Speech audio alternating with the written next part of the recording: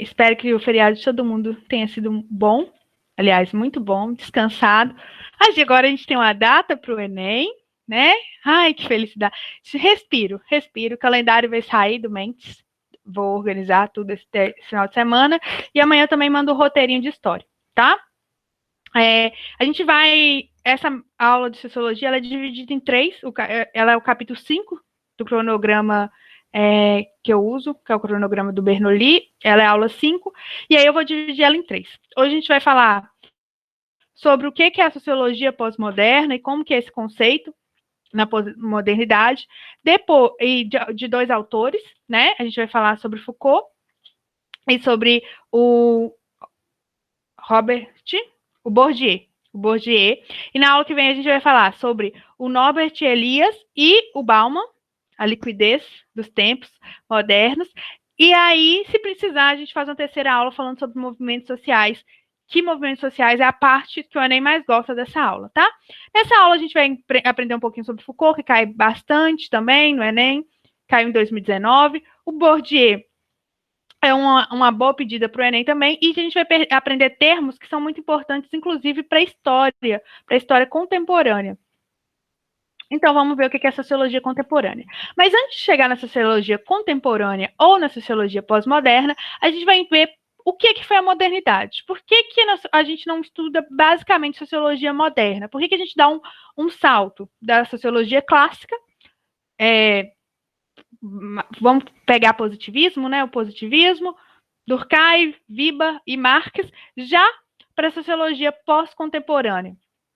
O que é a modernidade? Na história, a gente está até vendo a Idade Moderna, né, agora, a Idade Moderna começa com o fim do Império Bizantino, vai até a Revolução Francesa, a queda da Bastilha.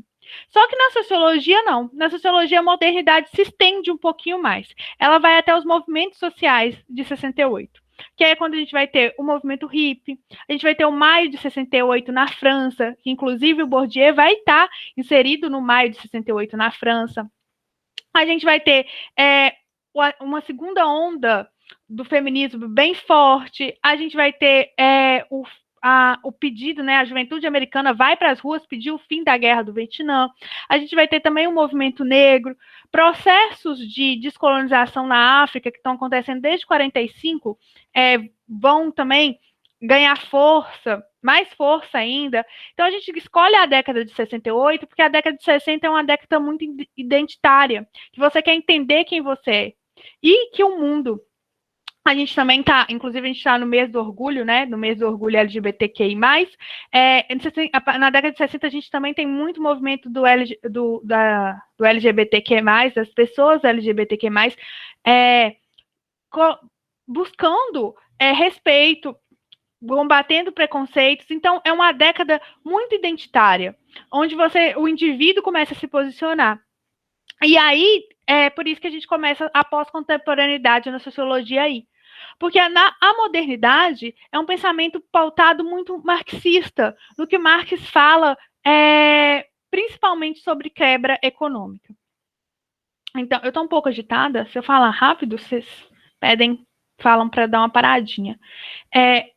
A modernidade é bem marcada, né? O pensamento social moderno é bem marcado sobre, para fazer algo, a gente tem que derrubar a infraestrutura, e a infraestrutura é o capitalismo.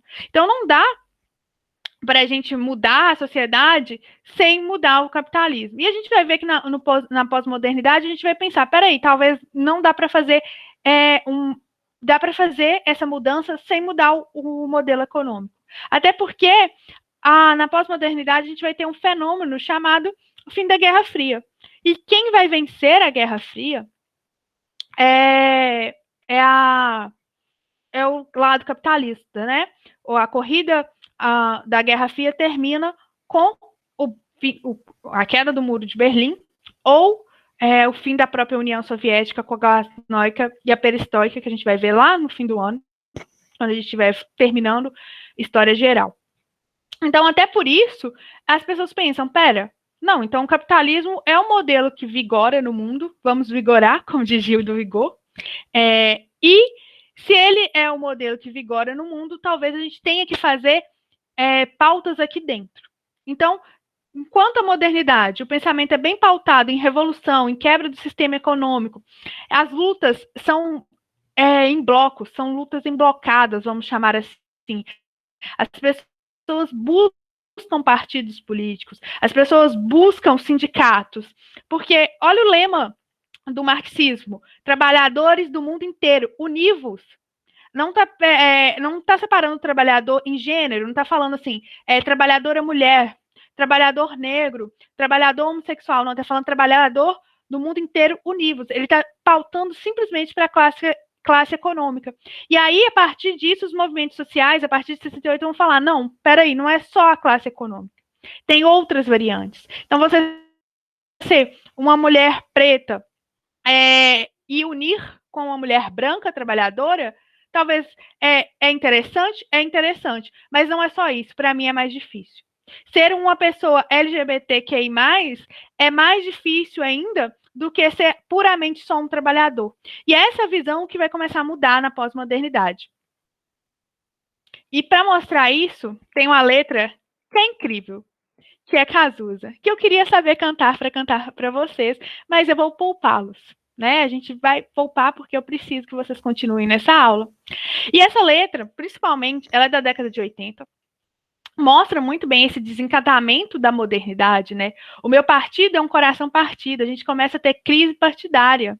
Nenhum partido me representa. Eu vou fazer uma pausa aqui, porque como alguém que acredita na educação, aconteceu vários fenômenos na última semana.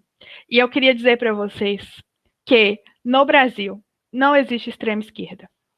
Não existe delírio comunista.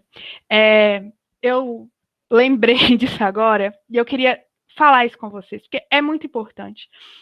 Sem entrar em mais delongas, em mais poréns, nunca existiu comunismo no Brasil. Nunca existiu ameaça comunista no Brasil e nenhum nenhum partido comunista que conseguisse realmente alancar forças para chegar ao poder. As últimas semanas a gente teve essa discussão de tem que se posicionar, não tem que se posicionar. Eu, como pessoa, eu tenho uma opinião sobre isso. Se alguém um dia quiser saber, é só me chamar no WhatsApp. Mas o que eu quero falar como professora aqui, como monitora de ciências humanas, não existe extrema esquerda no Brasil, não existe delírios comunistas. O comunismo, ele não está nem um pouquinho perto do poder, nem com Lula, nem com Boulos, nem com Ciro, ou com o pastor Everaldo, Pablo Vittar, com ninguém, tá? No Brasil não existe ameaça comunista, porque é desesperador você escutar isso, é desesperador. Então, e além disso, atrapalha vocês em prova. Porque aluno chega lá pensando: nossa, realmente isso deve ser ideologia comunista, não vou marcar. A gente está bem salvo, né, de ideologias, como dizia Cazuza, comunista. Não tem nenhum partido com projeção nacional que queira implantar o comunismo. Eu acho importante dizer isso.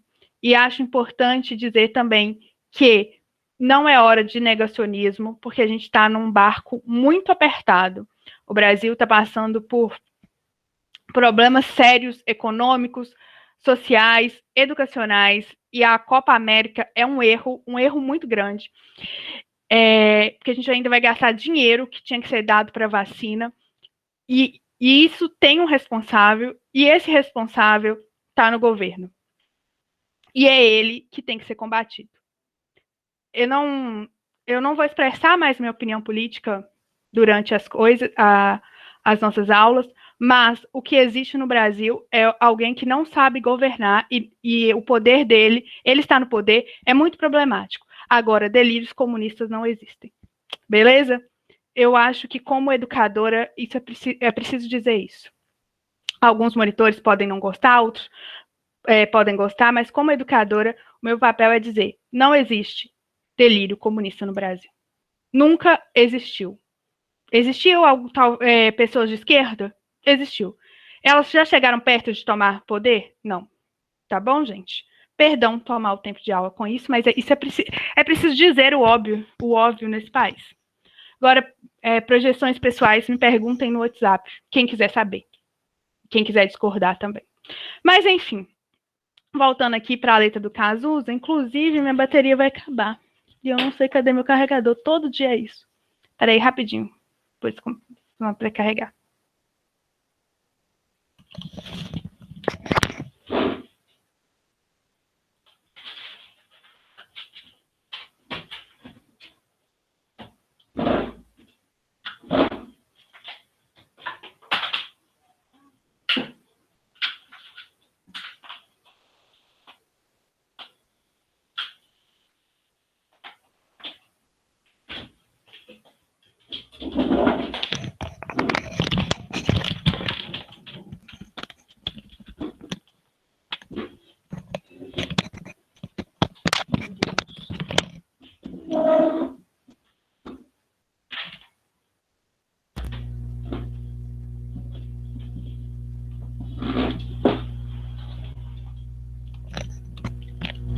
Sorry. Não vai acontecer de novo. A questão do carregador. Vamos prestar atenção nessa letra. A gente tem que lembrar que as utopias, né? A gente pode falar que a pós-modernidade nasce do fim das utopias. Esse é um termo muito usado nas ciências humanas. Por quê? Porque o marxismo ou o socialismo real não deu certo. A Guerra Fria acabou. Por exemplo, se você conversasse com alguém de esquerda da década de 60, ele provavelmente falaria com você, não, vai chegar uma hora, a gente está caminhando para o socialismo. Quando a União Soviética dá errada, as pessoas pensam, não, peraí, então talvez essa utopia socialista não seja possível. E aí volta-se essa juventude que é transgressora para pensar, e aí? Se a gente não vai contra o sistema econômico, a gente vai contra o quê? E aí essa letra do Cazuza está bem nesse contexto. O meu partido é um coração partido. E as ilusões estão todas perdidas. Os meus sonhos foram todos vendidos. Tão barato que nem eu acredito. E aí, tipo, essa parte aqui é fenomenal. E aquele garoto que ia mudar o mundo frequenta agora as festas do Grêmio.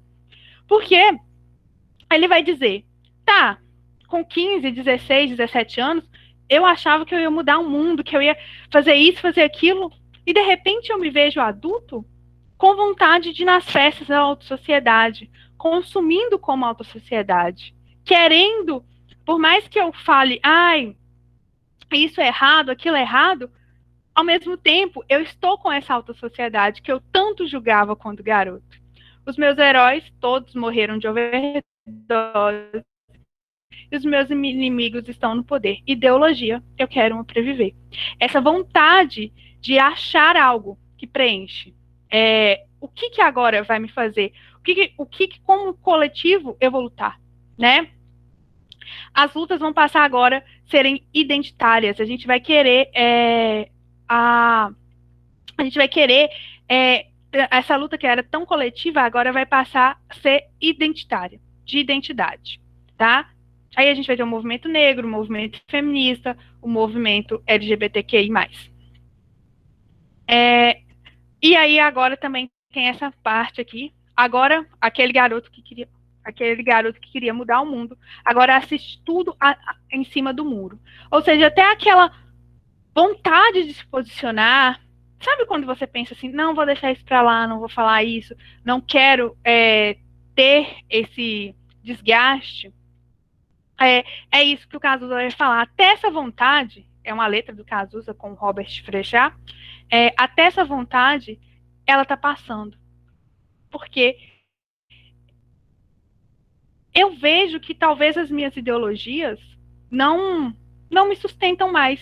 Eu estou procurando algo novo. E aí a gente vem para a pós-modernidade. A gente vai ter uma sociologia de conciliação e de emancipação. Você quer emancipar o indivíduo, empoderar o indivíduo, que é a palavra de ordem, mas a gente vai conciliar com o sistema econômico. Qual que é o quadro geral pós-moderno? O pensamento é transgressor, rebelde, porém ele é conciliado com o modelo vencedor da Guerra Fria, o capitalismo. Né? A gente vem da crise das utopias, e aí a gente passa a ter uma luta por empoderamento individual ou por coletivos menores, né? Hoje em dia a gente tem vários coletivos, inclusive a gente tem até mandados coletivos, né? A gente tem, por exemplo, a coletivo, acho que na prefeitura de BH tem um coletivo que não é um vereador, mas um coletivo. Ao invés de você acreditar num partido, você acredita em coletivos. o Lucas pode falar melhor do que eu, mas a medicina da UFMG tem vários coletivos, tem coletivo de mulheres, tem coletivo de médicos populares. Então, assim, são pequenos indivíduos, porque o sindicato e o partido, o sindicato e o partido, ele engloba mais gente, tá?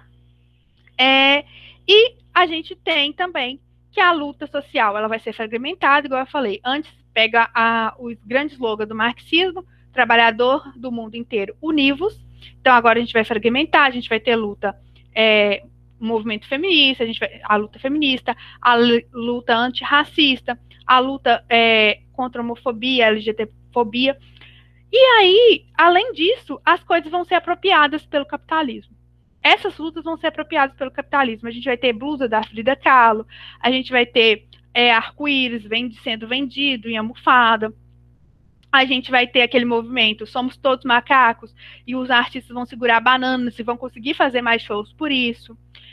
E aí algumas pessoas, e aí agora é meio que alguns autores vão achar isso positivo, vão falar, essas reformas são positivas, elas emancipam o indivíduo, ela empodera o indivíduo, e outras pessoas vão falar, não, isso não é positivo, isso é só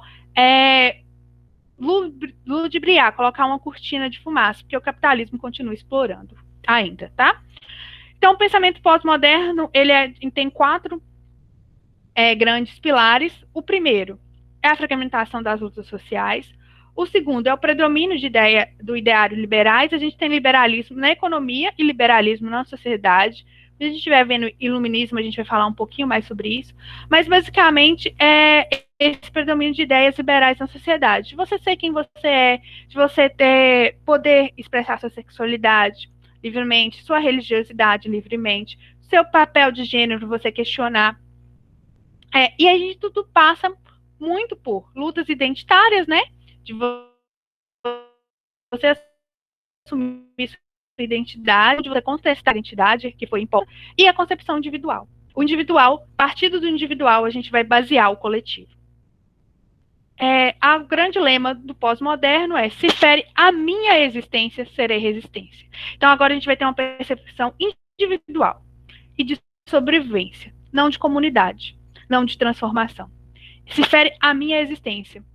Algumas pessoas vão dizer, eu antes, para lutar contra o capitalismo ou para lutar contra o socialismo, antes eu tenho que estar vivo.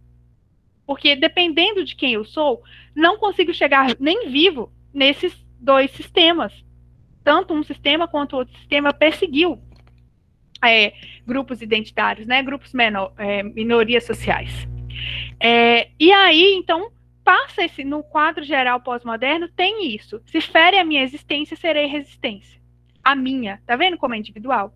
E na defesa pós-moderna, a gente vai criar vamos dizer, uma ferramenta, assim, de social para as discussões que chama o lugar de fala. Então, se você vai falar de feminismo, você tem que ser mulher. Se você vai falar de racismo, você tem do que é racismo, né? Você tem que ser negro. De novo, isso também é questionado. Não é todo mundo da sociologia que acha isso um avanço e não é todo mundo da sociologia que acha isso um retrocesso, tá? Mas vocês percebem que a gente tem mais uma valorização, a maior valorização do ator social do que do ato social. Por exemplo, Marx, ele nunca foi proletariado, nem Engels. Eles escreveram sobre a condição dos proletariados, mas eles sempre tiveram uma condição boa. Eles eram intelectuais no século XIX. Precisava ter dinheiro para ser intelectual naquele século. Então, muita gente pode perguntar se aquele era o lugar de fala de Marx. Entende? Por isso que hoje as pessoas falam, vamos deixar os atores sociais falar. Mais do que o ato social de falar, vamos deixar os atores sociais falarem. Tem alguma dúvida até aqui?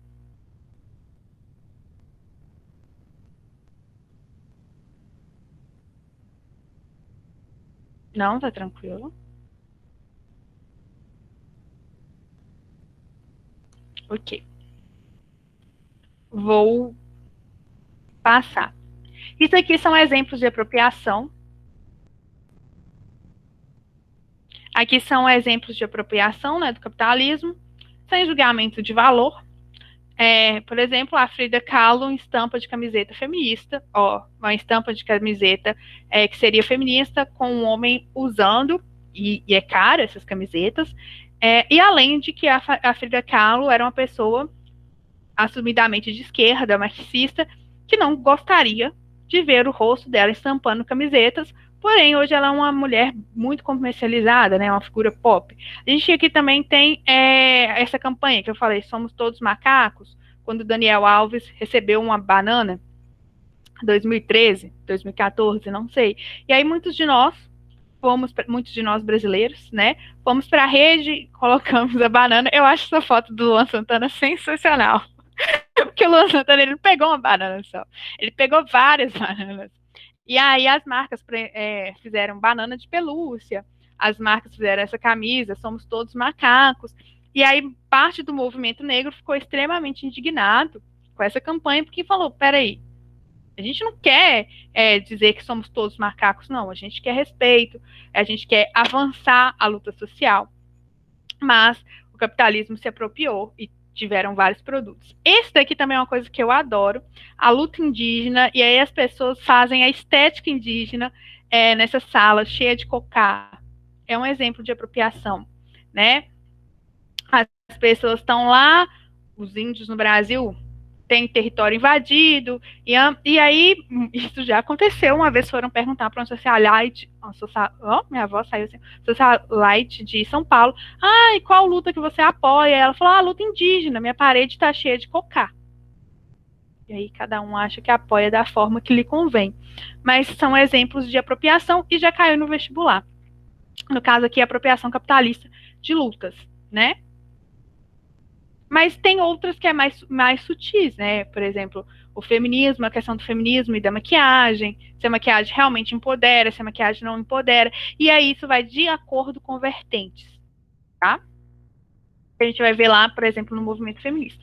Agora, nessa outra parte, a gente vai entender dois autores, o da microfísica, o do Aptos, e na semana que vem a gente vai ver o autor da liquidez, o Bauman, que está aparecendo muito em prova, até porque os alunos começaram a usar muito Bauman nos textos, então foi quase uma de fora para dentro, né? Os alunos usando tanto, citando tanto Bauman, as faculdades começaram a colocar questões, o próprio Enem trazer sobre essa liquidez social. Mas vamos começar como Foucault. O individual e o social se fundem tanto na modernidade que o Foucault, a gente vai ver ele aqui, que a gente vai ver lá também, lá no finalzinho da filosofia. Foucault é tudo. O Foucault, a teoria dele se forma com o tripé poder, sujeito e saber. Ele vai falar que o poder, depois eu vou dar uma resumida aqui por causa do tempo, mas os slides vão estar lá. Ele vai falar que o poder, ele não é assim, só do Estado para a gente, né? Igual o Weber vai falar lá na dominação legal, lembrando lá do clássico, do Weber, né? Ele vai falar de um autor clássico, ele vai falar que a dominação legal, a dominação certa, é a burocrática legal e vem do Estado para as pessoas, ok? E ela vem através da Constituição. O Foucault vai falar, tá, ok, existe essa dominação, existe esse poder, esse é o macro poder, mas existem micropoderes, tá? O que são esses micropoderes? São lugares e relações de indivíduo que o indivíduo acaba mandando no outro, mas é mais disfarçado, é mais sutil. O Foucault vai dar exemplos de manicômio, a luta antimanicomial passa muito pela teoria do Foucault, do que é ser são nessa sociedade, né, na sociedade pós-moderna, porque muita gente vai usar a sanidade, vai falar o que é ser são, para afastar modelos de pessoas que eles não querem na sociedade. Ele vai falar sobre a medicina do trabalho, ele vai falar o empresário, ele não está te mandando fazer exame de 6 em 6 meses, de ano em ano, quando vai te contratar, por causa da sua saúde. Ele está fazendo isso para saber se você é um valor agregado importante. Manter um corpo saudável não é porque você no fim, né, não é você ser saudável, mas sim uma mão de obra que não dá problema. Isso é uma coisa de poder. A medicina é uma grande arma de poder, porque ela vai manter o corpo dócil, ela vai manter o corpo preparado para esse mercado de trabalho. Mas a escola também, a nutrição também, E o grande livro dele, Vigiar e Punir, como que os presídios mantêm essa microfísica de poder. Qual que é a importância do Foucault para a pós-modernidade? Que o indivíduo pode mudar. Porque quando ele descobre, peraí, a medicina faz parte desse aparelhado, né? A relação médico e paciente é uma relação de poder. O paciente ali, quando ele entra ali naquela sala, ele vê o médico. Aqui no Brasil, tanto é que os médicos são chamados doutores, né? E aí ele chega ali, ele senta, aquela opinião do médico, para todos nós, é muito importante quando ele pega nossos exames de sangue. A gente fica, assim, torcendo, eu pelo menos fico torcendo, para falar, não, tá tranquilo, seus exames de sangue estão bons e tal. Isso é uma forma de poder. Quando eu me atento, que não é pela saúde, talvez só, mas sim para eu ser só mais uma mão de obra, isso faz com que eu queira revolucionar a medicina, com que eu queira revolucionar o sistema prisionário, com que eu queira revolucionar o sistema educacional. Vê que eu estou revolucionando partes, eu não estou pensando em revolucionar a economia, eu não estou pensando em derrubar o Estado. Deu para entender isso? A gente pode mudar o mundo sem necessariamente tomar macros poderes. Essa é a grande... Por isso que a gente encaixa tanto Foucault com a pós-modernidade. Ficou claro? Gente, essa aula é muito importante, se vocês conseguirem entender, porque ela dá ganchos para a história e para a filosofia muito importante. Se vocês tiverem alguma dúvida, falem, me parem, por favor. Tá tranquilo?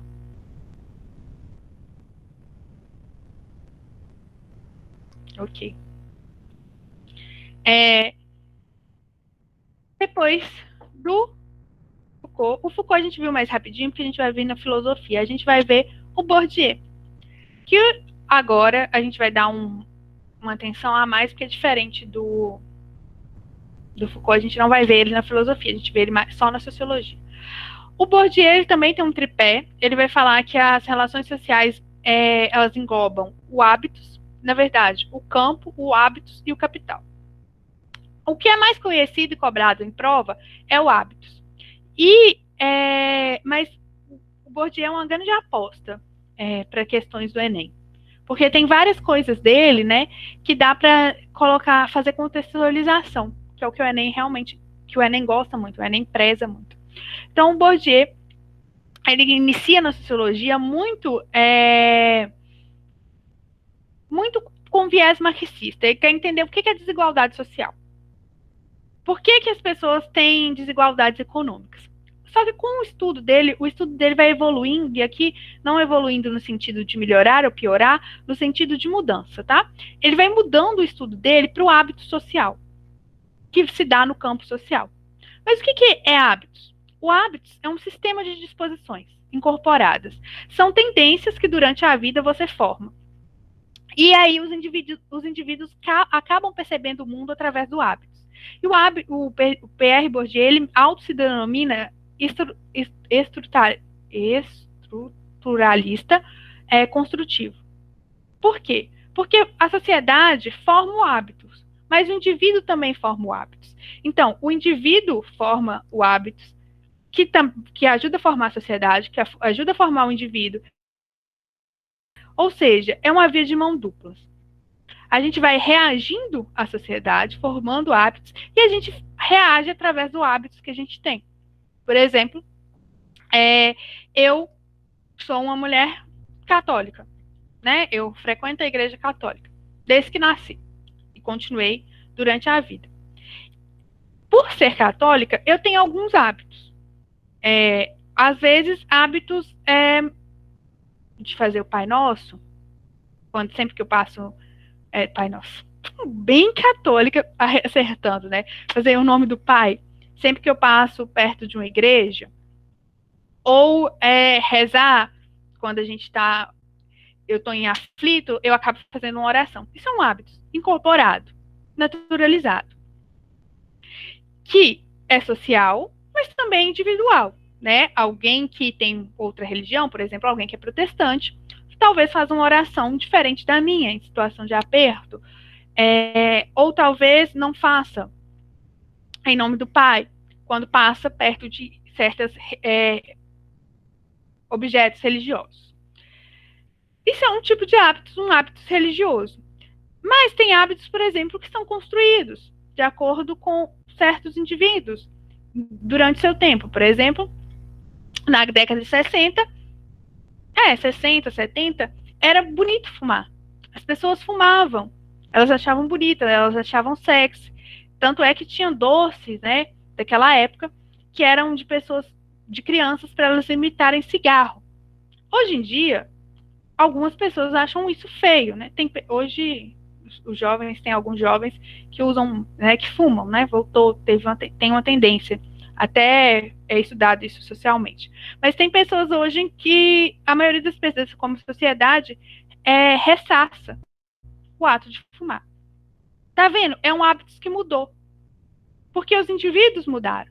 Então, ele é construído, é estrutural, molda a sociedade, mas também é construtivo, né? A gente vai construindo. Deu para entender o que é hábitos? Tem alguma dúvida? Porque isso é o que mais aparece do Bourdieu.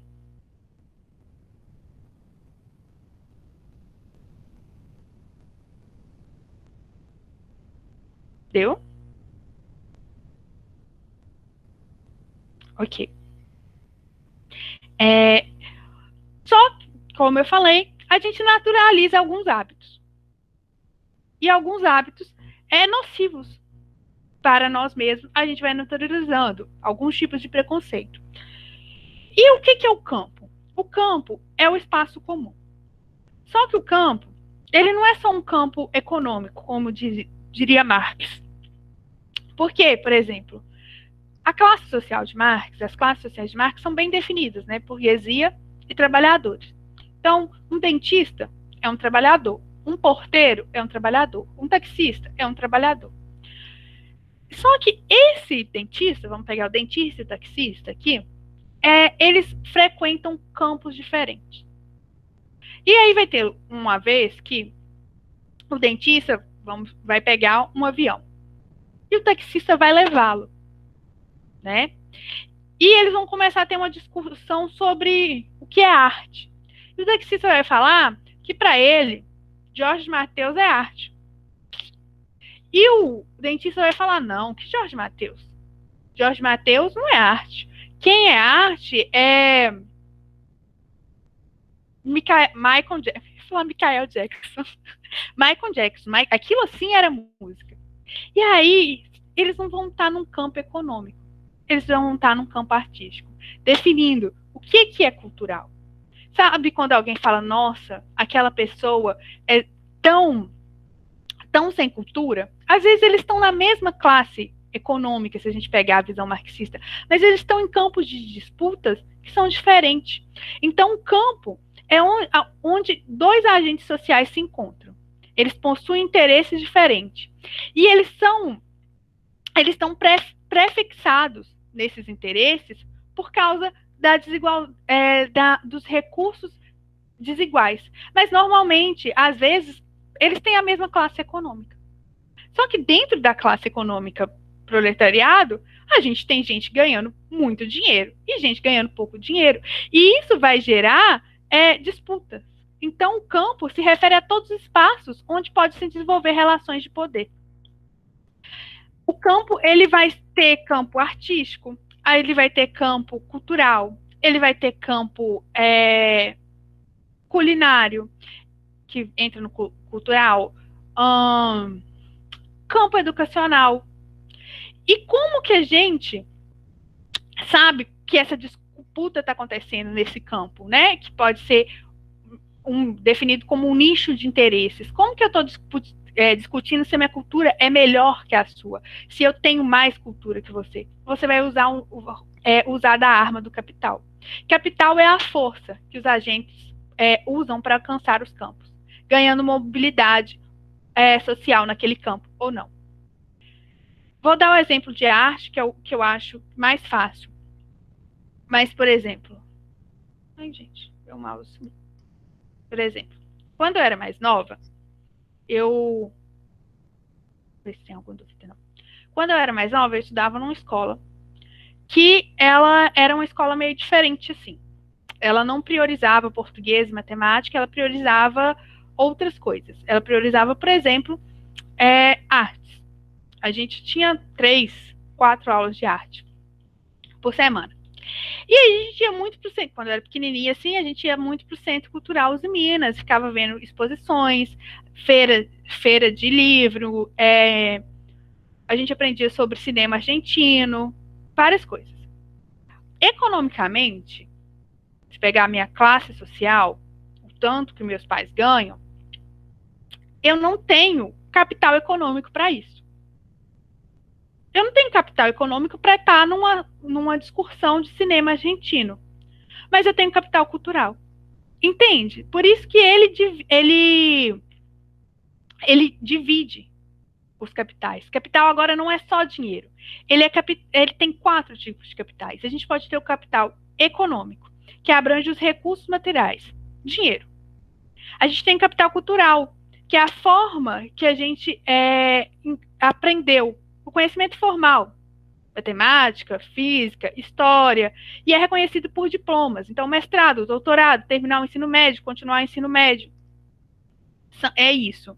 A gente tem o capital social, que é como que as relações sociais podem ser capitalizadas. Por exemplo, um bom emprego, o jeito que você fala culturalmente, a sua roupa, né? As pessoas na nossa sociedade julgam muito como a pessoa se veste. Isso tudo é um capital social. Esqueci. As regras de bom comportamento na mesa. E a gente também tem o simbólico, que é o prestígio. Por exemplo, você ter algumas profissões do Brasil, você ter alguns sobrenomes. Um exemplo de capital simbólico, deixa o meu mouse voltar. Vou dar um exemplo para vocês. O Ronaldinho Gaúcho, ele jogou no Atlético. Inclusive, hoje estou, porque eu gosto tanto dessa aula, vim com a camisa que eu gosto muito desse maravilhoso time. E tem, lá em Belo Horizonte, eu não sei se vocês conhecem, tem o Minas Clube. E o Minas Clube, você tem que fazer cota para entrar lá. E o Ronaldinho Gaúcho tentou fazer cota para entrar no Minas Clube. E ele foi negado. Ele tinha dinheiro para pagar isso. E ele, socialmente, ele tinha prestígio. Ele era jogador do maior time do Brasil, quiçá do mundo. Mas ele não tinha capital simbólico. Para você entrar no Minas Clube, você tem que ter sobrenome. Não é qualquer nome. Eu lá, entrar lá com meu Pereira, vai ser muito difícil. Entende? Isso que é o capital simbólico. Naquele campo ali do Minas Clube, não adiantou só ter prestígio econômico ou prestígio social. Você precisava de simbologia, você precisava de um sobrenome, você precisava de bons costumes, né? Talvez não ouvir tanto rap, talvez não ouvir tanto funk, talvez se vestir de outra maneira. Então, já que o poder, o campo, já que o hábitos molda alguém, e esse jeito que essa pessoa é moldada, ela vai para campos disputar, usando capitais, seja econômicos, sociais, simbólicos. O outro eu acabei de esquecer. Bom. Ou culturais. O poder não é algo uno. O poder é algo múltiplo. Ele tem múltiplas fontes. O poder ele pode ser cultural, o poder pode ser social e o poder pode ser simbólico. E qual que é a melhor forma, segundo Bourdieu, de mostrar esse poder simbólico? O discurso. O tom de voz que você usa, as palavras que você usa. E se o poder pode ser simbólico, é multifacetado, a violência também é multifacetada. A violência pode ser também simbólica. E é muito do que as lutas identitárias hoje vão falar.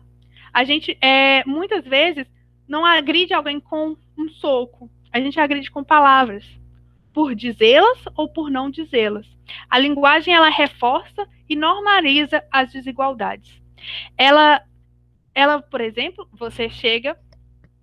Hoje essa é uma discussão muito pulsante, né?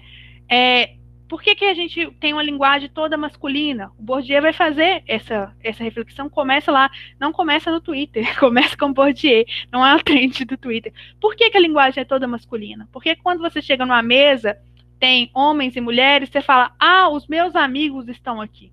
Por que você não fala, ah, as minhas amigas? E aí ele vai começar a fazer essas considerações.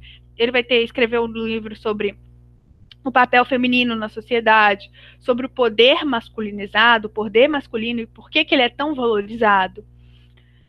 Então, a gente vai vendo que a linguagem, ela é um instrumento muito poderoso. Ela coloca pessoas e ela tira pessoas. Olha aí o sobrenome. Você sabe com quem você está falando? Eu tenho um sobrenome tal. Eu tenho senhor antes do meu nome. Eu tenho doutor antes do meu nome. Entender isso faz com que a linguagem seja uma mudança social. Que a mudança social para Bourdieu passa pelo campo linguístico. A ressignificação da linguagem muda o mundo. Você usar a linguagem para incluir e não excluir para Bourdieu é um grande passo para diminuir as desigualdades. Algo que Bourdieu desejava. Deixa eu ver se tem mais algum slide. Não. Alguma dúvida sobre Bourdieu? Deu horário também. Sobre Bourdieu. Sobre Foucault. Sobre a diferença de o que é pós-moderno e o que é moderno. As lutas que antes eram blocadas, agora divididas. A gente vai ver movimentos sociais, fica mais fácil de entender essa divisão, essa fragmentação. Alguma dúvida? Não? Parar de gravar. Gente, perdão por aquilo que eu falei no início da aula, se alguém não gostou sobre discussões políticas, tá todos no seu direito, mas eu achei que nesse caso é necessário, tá bom? Pela situação que a gente está vivendo. Quem quiser falar algo comigo no privado, estou sempre à disposição. Demoro para responder, esses dias estão corridos, mas eu estou sempre à disposição, tá? É isso, um grande beijo.